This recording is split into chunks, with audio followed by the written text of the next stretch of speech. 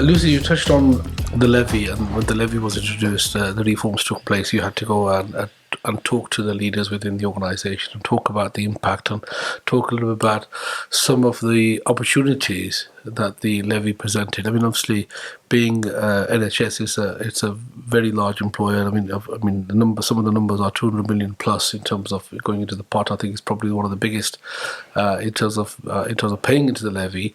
How does that work, and what are the current sort of opportunities, the challenges?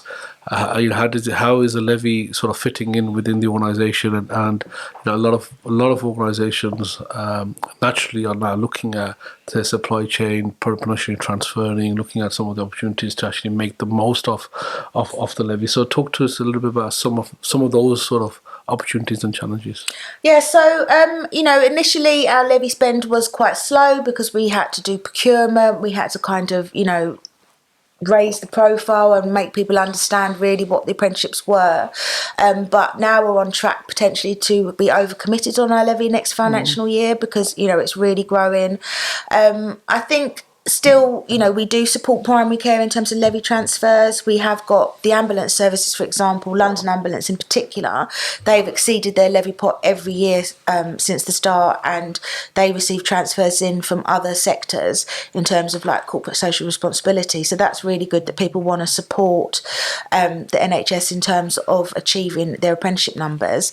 We hear a lot in the press about all these millions of unspent levy, but I don't think that's the case, certainly within the NHS. We do profile the spend and support with levy transfers as well into kind of primary care and into social care as well. But we're definitely on track to kind of overcommit. And that's even before we launch the medical doctor, which we know there's going to be a huge interest in when that starts in 2024.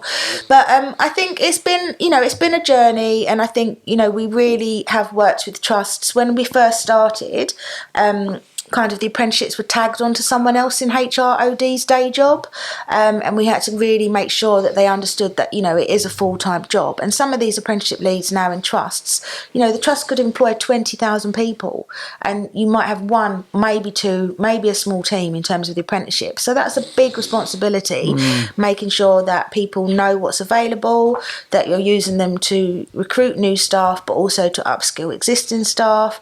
So it is hectic, there's a lot to do.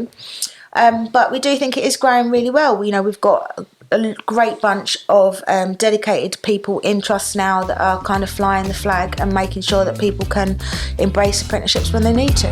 Canny Conversation Podcast Series 5 by Safaraz Ali.